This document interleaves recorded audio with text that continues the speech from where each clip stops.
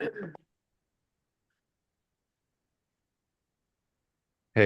Hey,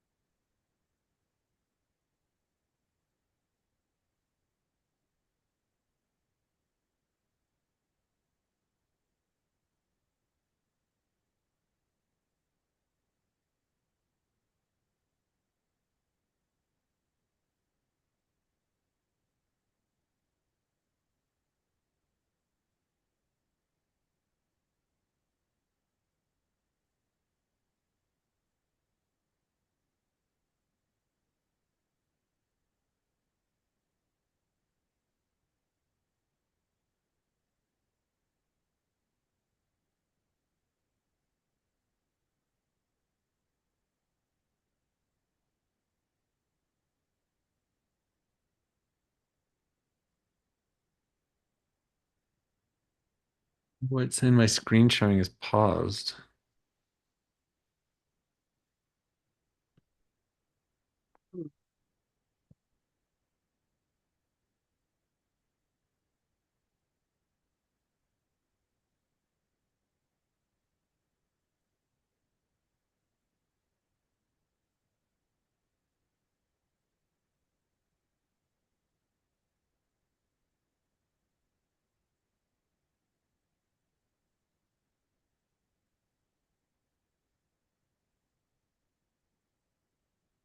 Did you log into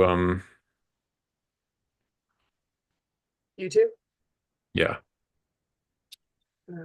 Shit, it was there. Where'd it go now? Yeah. Okay, so I can see that that's live now. Gotcha. Did you log into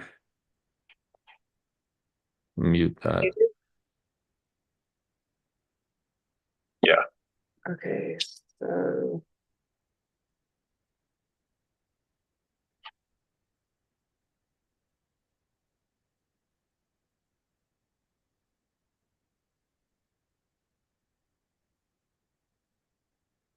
yeah, can you hear me still? Yeah. Okay, so YouTube is up and it's got a black screen with me in the corner. Perfect. We're doing well.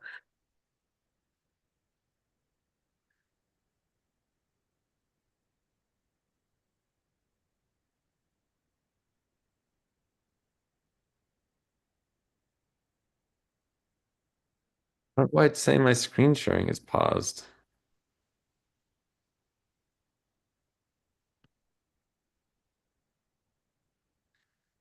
Advanced sharing options.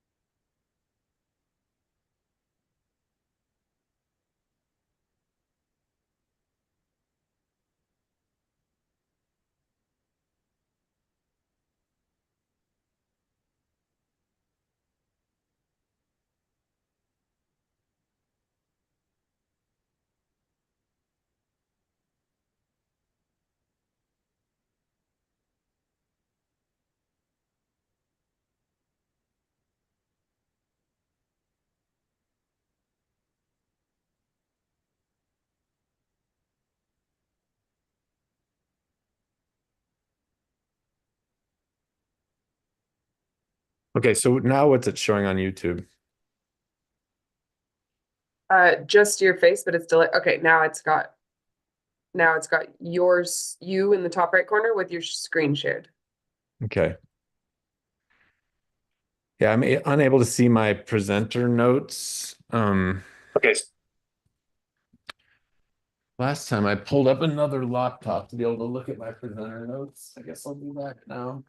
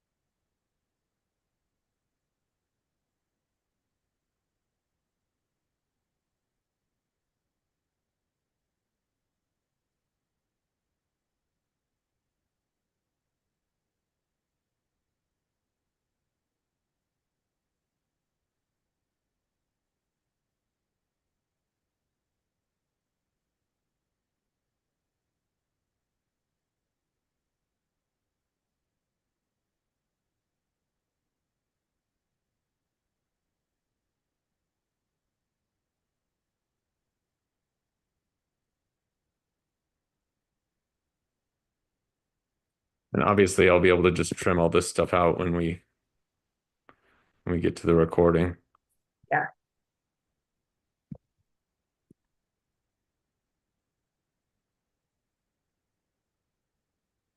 Depending on how smooth it goes, I have a feeling you might just end up wanting to do it on Loom anyway. Obviously I'll be able to just trim all this stuff out when we, oh shit, sorry. When we get to the recording. Yeah. Okay, sorry, what'd you say? I was gonna say, if it ends up being that there's some hiccups and it's not very smooth, you might end up wanting to do it on Loom anyway, because it's like such a clean output. Yeah, what I need is more fucking technology.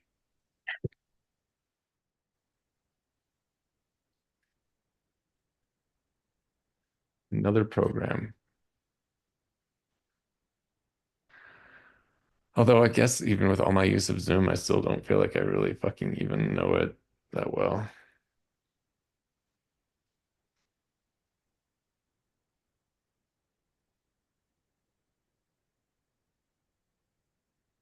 So are you gonna want me to then be sharing my screen when it's Jen's? Yeah, let's give that a try real quick. See if you Okay. can like load up that. Oops. So it's this link, Innate Path Working with Psychedelics and Cannabis, that one? Three, Yeah, I don't okay. think that's what I meant that to be called.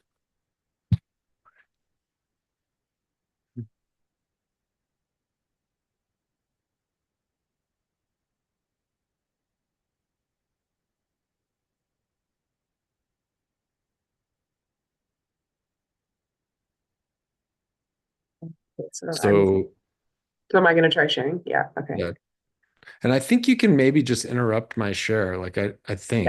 Let me go back okay. to share.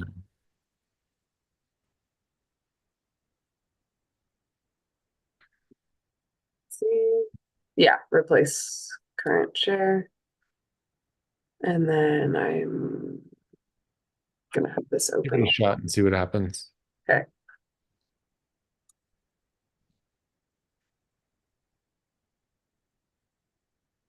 I'll try and play that video.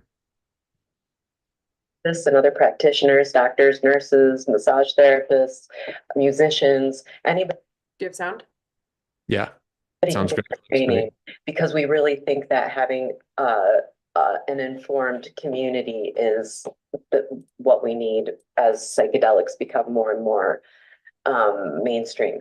So our training started with a somatic model. We brought in parts work that became very necessary. We brought in, touch, attachment work, um, and uh, and the Buddhist psychology of mind. In our training, we focus on ketamine and cannabis. They're amazing medicines, and we do like lower dose sessions. So you always have like your conscious mind able to be the witness, which allows you to start growing that sense of I need to have control. Like it starts to like So um, Avery, instead of worst following. case scenario, if nobody joins, Yeah, will you, should we just not do a Q&A?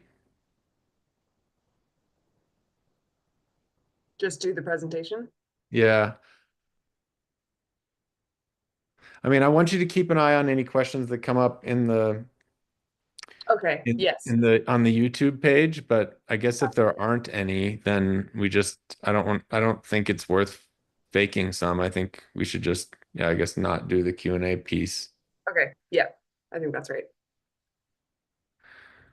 And so maybe at the end, Follow. assuming I nail this, which I won't, at the end I'll just say like for those of you on live right now, or I don't know what to say, but like, I just want to accomplish the two things of like we have some people that are watching this as the like freebie class.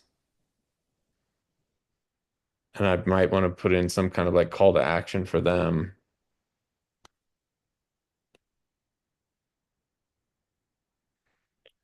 Um,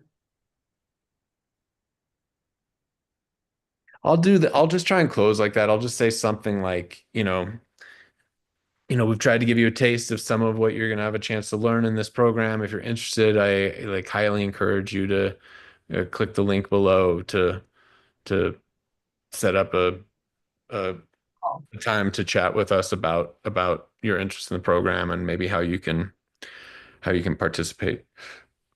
That's one thing I don't have anywhere in the presentation that maybe I should add in the little bit of time that we have here is something about the peer-led model of the Conscious. sorry. And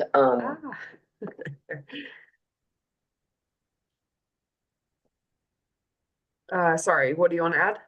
something about the peer-led model of the cohort.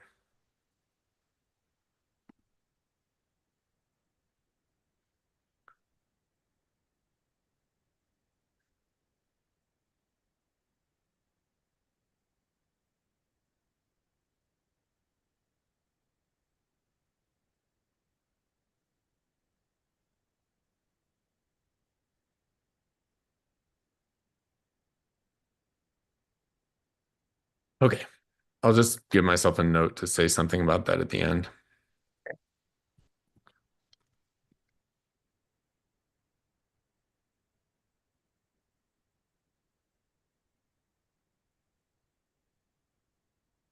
So the main thing is I'm looking at the live YouTube for anybody that chats in there. Yeah, And then I'll jump over and share that when it's time. great.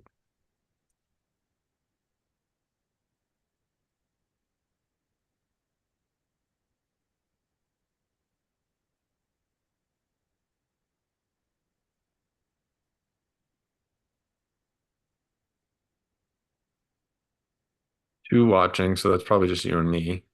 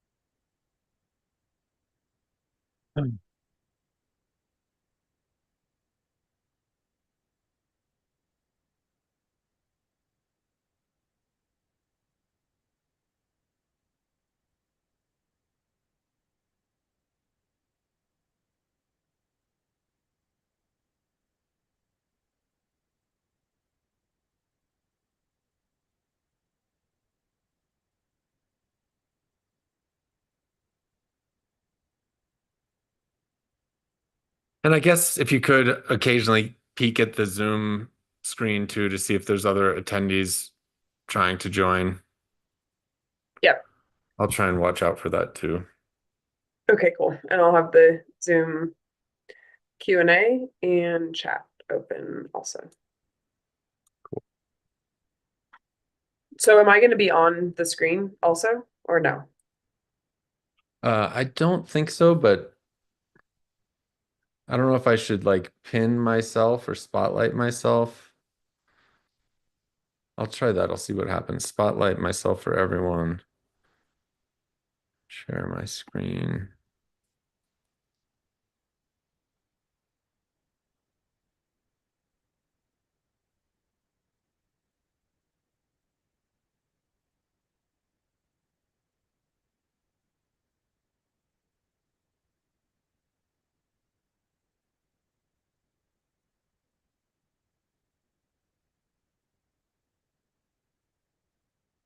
I guess I can't see what the live thing. Yeah, you're pinned to the top now and your screen is shared.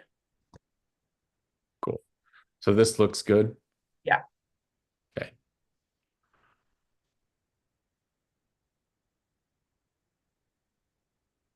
Great. Well, I'll just probably leave it like this then. Okay, perfect. And then even if you talk, nothing happened. Like you aren't coming in on the screen, right? No, doesn't appear that way. No. Okay. Yeah, I think I've made that myself like the spotlight, so I think that's why.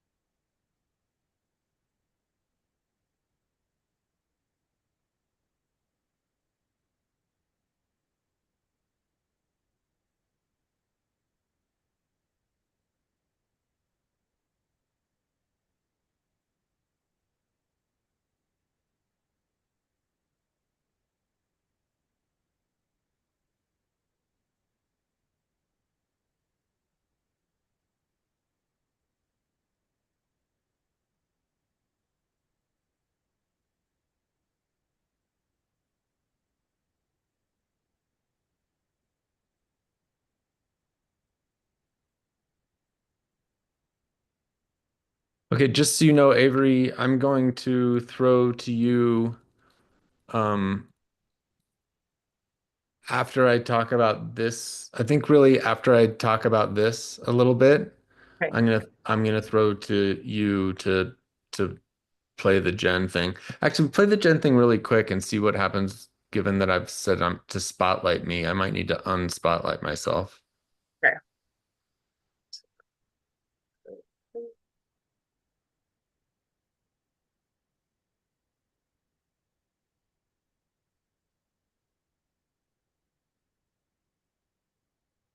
So we work with therapists and other practitioners, doctors, nurses, massage therapists. Yeah, so I have to remove the spotlight, right? Yeah.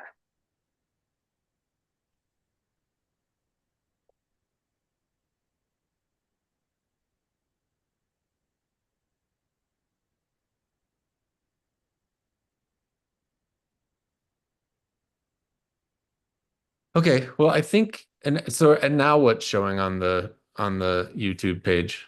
Oh no, you didn't have to remove the stop spotlight. This is working because there's a lag on the YouTube page. And now it did show it correctly.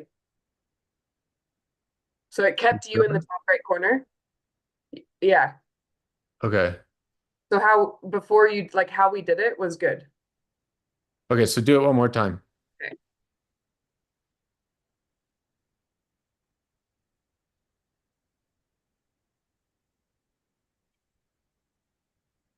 So we work with therapists and other practitioners, doctors, Great. nurses, massage therapists, musicians. Great. Okay, cool. Okay, so you can keep yourself spotlighted then. Okay, And so then I'll share and then you'll take back over when the video is done. great. Yeah, and so I'll throw to you after I do that colorful screen. Okay. I'll make it obvious too.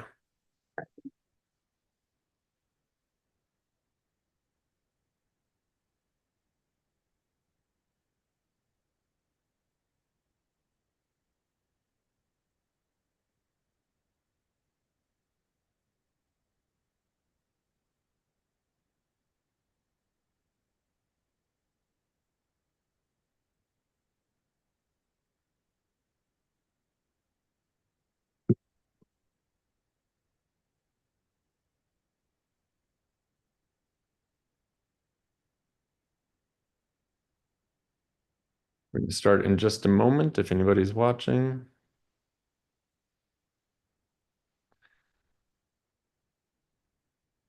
Start in 2 minutes.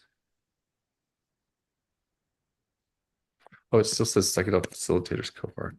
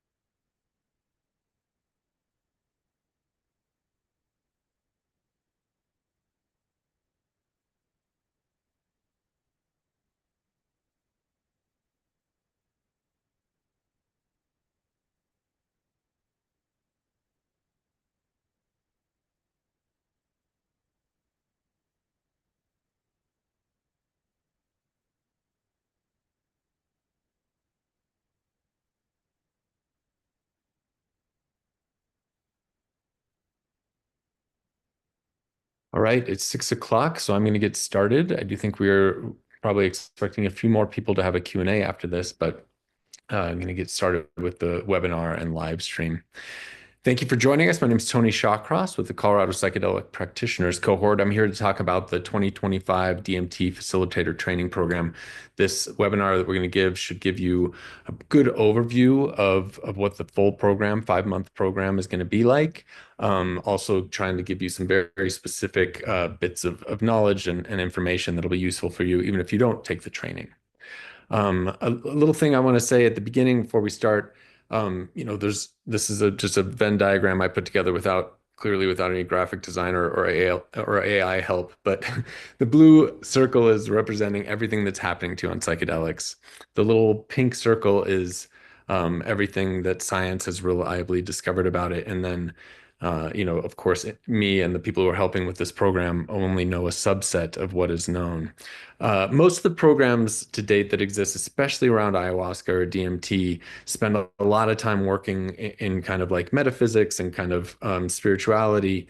Um, and I've taken several of these classes, and the design of this program and of most of the work with the Colorado Psychedelic Practitioners Cohort is we encourage trainers to stay in what is really known and let participants, work through spiritual and metaphysical questions kind of on their own time. So this program will be grounded in science and scientific understanding of DMT, even in ceremonial settings, but especially in more clinical settings. So let's get into it. First question, why DMT certification? DMT was legalized in Colorado 2 years ago.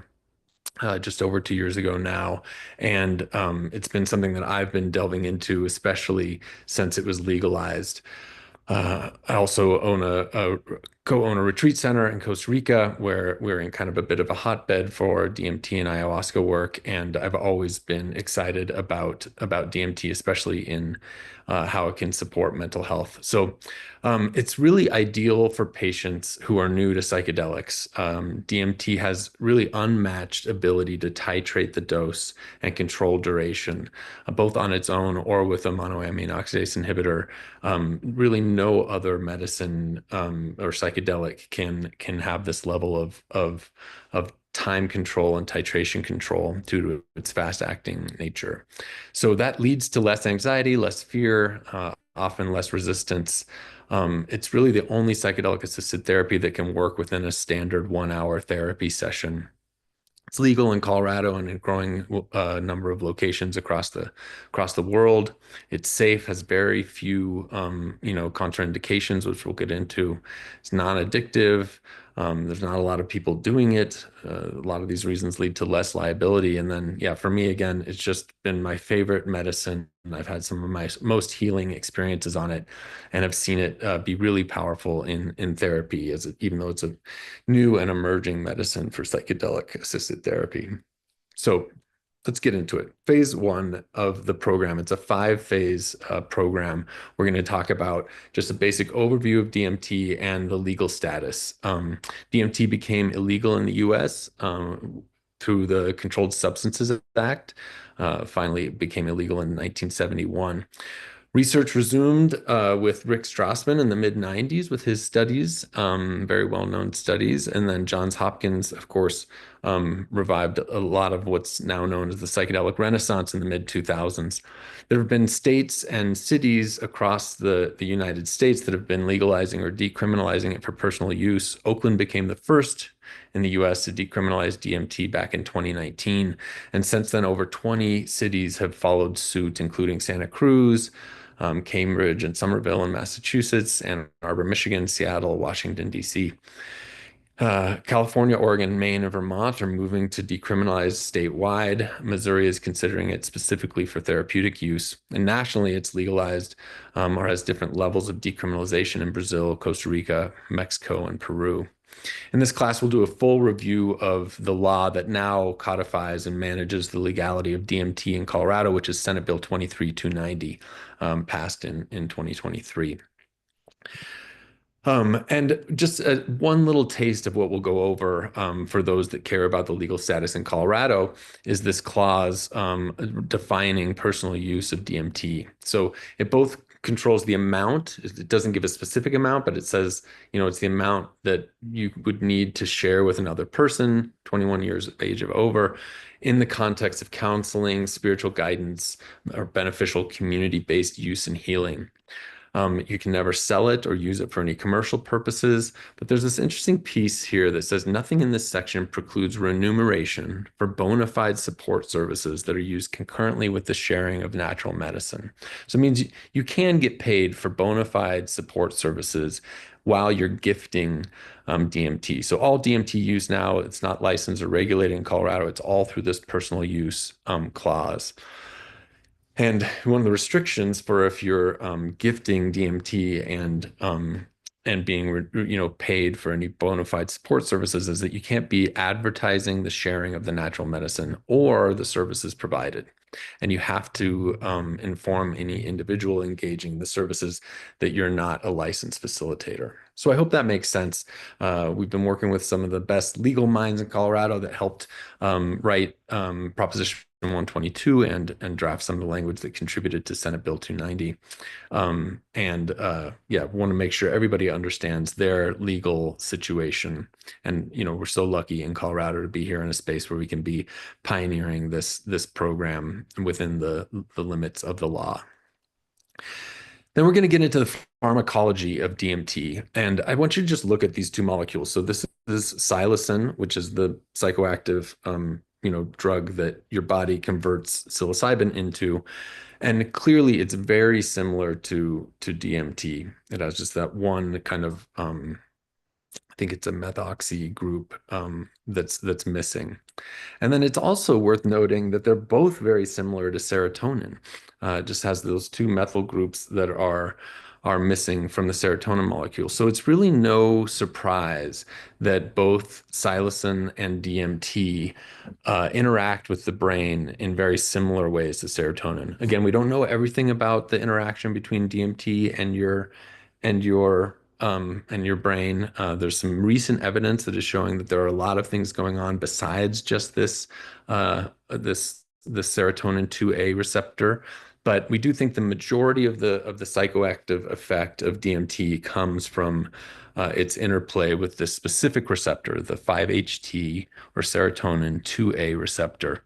So we'll be learning more about that and that receptor and how it works. This is a graphic taken from the Spirit Pharmacist Ben Malcolm's program, which I can't recommend enough. It's probably the most affordable and biggest bang for the buck training that I've done, especially among trainings where you're not doing hands-on experimental learning with your medicines. But in this picture, this is a synapse. This is a presynaptic on the left.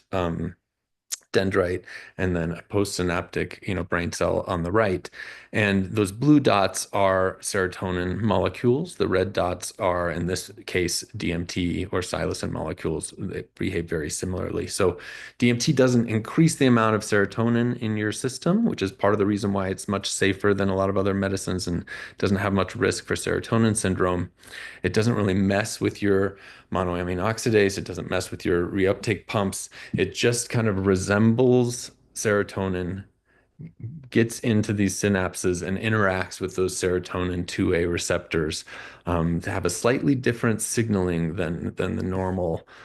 This yellow blast is representing the normal serotonin signaling, and DMT does some different signaling at the brain cells. So we're trying to help people understand as much as they can about what's actually happening in your mind, in your body, with DMT. Also, of course, want to go through contraindications. This is a very complex chart, but this third column over here is DMT, and it just goes to show that DMT has fewer contraindications than almost any medicine.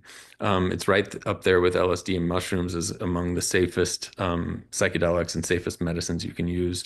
In most studies, we'll show one later, far safer than even tobacco or alcohol. And then we'll definitely talk about monoamine oxidase inhibitors. So DMT and DMT facilitation doesn't necessarily include MAOIs, but it's just important that people understand MAOIs and how they work with DMT. We'll go over the physical or pharmacological problems that can arise with MAOI use, psychological problems that might arise, and then different interventions, non-medical and medical interventions. And we'll have some experiential opportunities, even in these first few weeks of class, for people to try DMT with and without MAOI in PAT sessions and to observe others in psychedelic-assisted therapy sessions with DMT. Phase 3 is where we get much more hands-on. These first 3 phases can all be taken remotely, including this one.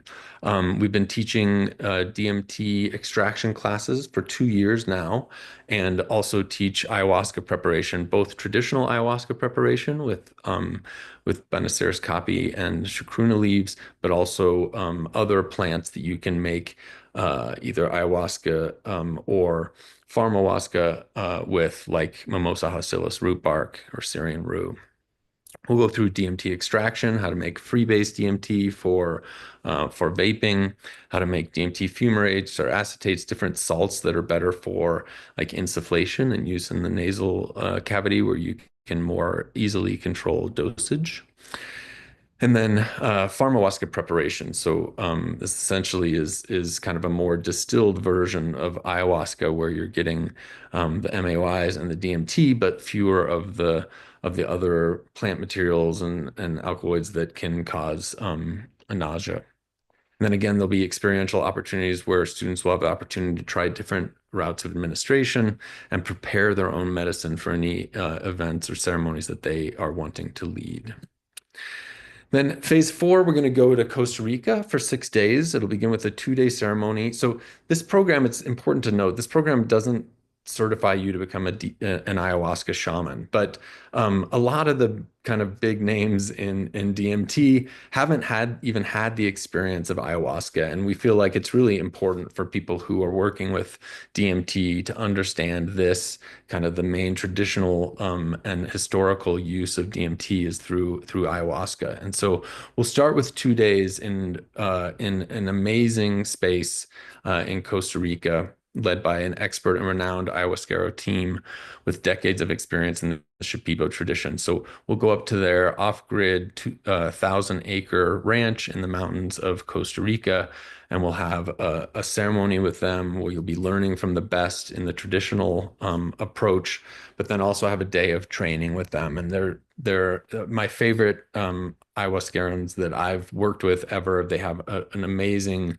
kind of feat in both traditions, both a deep understanding and reverence for the traditional ceremonial traditions, but then also kind of an understanding of Western medicine and understanding of modern psychology. So again, I'm so excited that we're going to be able to go spend 2 days there. And then 4 days at a home that I've built on a 30-acre retreat center called Casa Chacruna. The retreat center is called Cascada Elysiana. We'll have 4 days of DMT and Pharmahuasca ceremonies with students assisting for 2 nights and participating in 2 nights. Then we'll come back to Denver, and participants will have an opportunity to guide a one-night ceremony just with other members of the cohort and attend one or two others here in Denver. And then we'll have a class session discussing ceremony, takeaways, feedback, and integrating best practices and subjective effects. As we move into the next phase, where we're talking about more clinical and DMT use and psychedelic assisted psychotherapy, it's really important for us to look at what aspects of the set and setting, what aspects of traditional ceremonial use you can bring into a clinical setting, because we know that it makes a huge difference for people's experience, quality of experience, to have that ceremonial setting. And there's a lot that we can learn from what more shamanistic approaches are able to do from that set and setting approach to really optimize the experience for people. So we'll also before we get into the psychotherapy side, we'll talk about pitfalls of DMT facilitation, talk about projection, transference, and countertransference. We'll be able to have a deep dive into our own motivations for psychedelic facilitation, make sure that any subconscious motivators are out in the open. Practice somatic awareness, getting out of our head, go through contraindications again, any type of harm and harm reduction. And then we'll start observing these DMT assisted therapy sessions. And before we get into the fifth piece, I want to make sure that people understand, a lot of people, they've gone to a ketamine clinic or they've gone to a DMT or an ayahuasca ceremony, and they kind of have this image that like all psychedelic assisted therapy or all psychedelic facilitation is similar to their experience, but there is a real wide kind of range of trainings. And, I personally have taken trainings across this full spectrum, where I've taken trainings from like Zendo Project just in true like trip sitting, where you're not really responsible for the set and setting for the most part. Definitely high dose. You're very non-directive, and honoring the medicine as the guide, participant led. Then, there's more ceremonial, shamanic or traditional, approaches, group clinical facilitation, individual clinical facilitation. All four of these on the left here are usually really high dose, where people are in a truly altered state of consciousness. And, that requires, a lot of, again, mindset and intention setting up front. Real careful, attention to the setting itself, and then usually some integration work after the fact to help people integrate what they've learned from an altered state of consciousness into their day-to-day consciousness. Well, we're going to talk about psychedelic assisted therapy from a psycholytic level, a low dose level, which is what our training is. And I must say that despite having, many high dose ego death experiences, despite working with some of the best, traditional, shamans that I've encountered, for me, the most useful and beneficial experiences I've had on psychedelics have all been this low dose psycholytic psychotherapy, most of which is done through the innate path model. So Avery's going to pull up a video where Jen, the founder of Innate Path, is going to talk a little bit about their model, which not many people are familiar with, and this low dose psycholytic assisted therapy, and how they'll apply that approach to this DMT certification program. You want to jump in, Avery?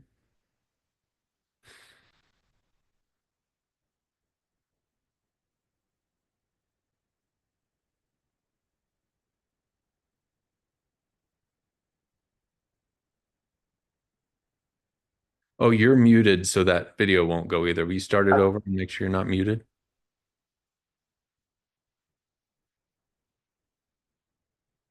And other practitioners, doctors, nurses, massage therapists, musicians, anybody can take our training because we really think that having an informed community is what we need as psychedelics become more and more mainstream.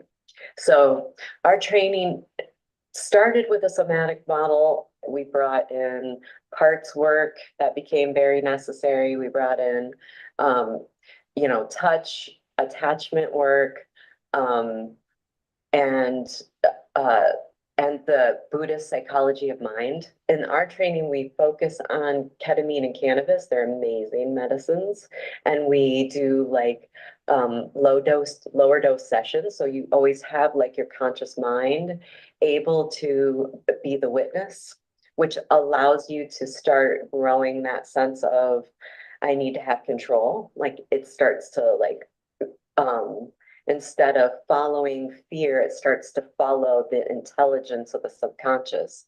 And that's where our name came from. It's an innate path. We all have an inner guide, like an inner compass. And when we train ourselves to, instead of looking for what's true outside, to start looking for what's true inside, then we open ourselves up to a much higher intelligence. So every medication has a different quality, like what it kind of works with. Does it work more with spirit? Does it work more with body? Does it work more with mind? Cannabis works more with body, ketamine works more with mind. DMT works more with mind, and it can also work with body. DMT is amazing because it offers a low risk time frame, and that can be you can get an amazing amount of work done in a short period of time, especially if you know it's going to be time limited and you trust it. So anyway, our role in the training is going to be in teaching a model that brings in all of these different elements so that you would have them at your disposal. Depending on what comes up in the session, you'll have a sense of how to hold it. So there will be theoretical training, and then there will be um, stepping into the role of the client seat with the medicine. And our instructors will hold those sessions so that you can let go of your need to know and step into the receptive role of curiosity as the client and see what can happen with your own process. And that will last, I think, 8 weeks, Tony. Yeah. And so you'll have sessions, witness sessions, and process the sessions that you've seen of others in your own sessions together in a group. That group process is super important too. You get a variety of input from other people and what they're experiencing, which is really important, but it also gives you a sense of what it's like to be doing this healing in community and how to support each other. And it's pretty beautiful. Cool. Hello and welcome to the 77th annual. Great. So, again, so Innate Path will be providing this, and their model is based on this is a summary of what she just said: embodied mindfulness and somatic processing, really modalities that have been proven to work well with psychedelic assisted therapy. A lot of parts work, which can include, like IFS, updating childhood programming, include dynamic attachment repatterning. Buddhist psychology and the nature of consciousness. So a lot of this kind of exploring of how our understanding of consciousness is really a construction and an approximation of reality, and how, psychedelics give us an opportunity to kind of revise that construction that we have, knowing that none of it is exactly matching reality. Resolving trauma, especially focused on dissociation. And then again, it's a psycholytic therapy. So not an approach that many people are familiar with, but in my personal experience, even having worked with like world-renowned psychologists, my best personal healing sessions in my life have been these low dose psycholytic therapy programs with people trained in this innate path model. And DMT is getting some additional traction in psychedelic assisted therapy. One study from about a decade ago of over 22,000 psychedelic users listed DMT as the drug with the highest strength of pleasure, the lowest negative effects, risk of harm, and lowest come down after use compared with LSD, psilocybin, and ketamine. There are new studies highlighting the potential therapeutic applications of DMT in mental health. It's proven to enhance neuroplasticity and emotional processing and self-reflection despite the short acting nature of it, and can aid in addressing depression and trauma and furthering psychological insights and perspectives. This is again some older studies, but just showing that, even alcohol and tobacco had higher incidences of harm associated with them. DMT wasn't in this particular study, but you can so see that mushrooms, LSD were down there among the safest, and DMT is right there alongside of them.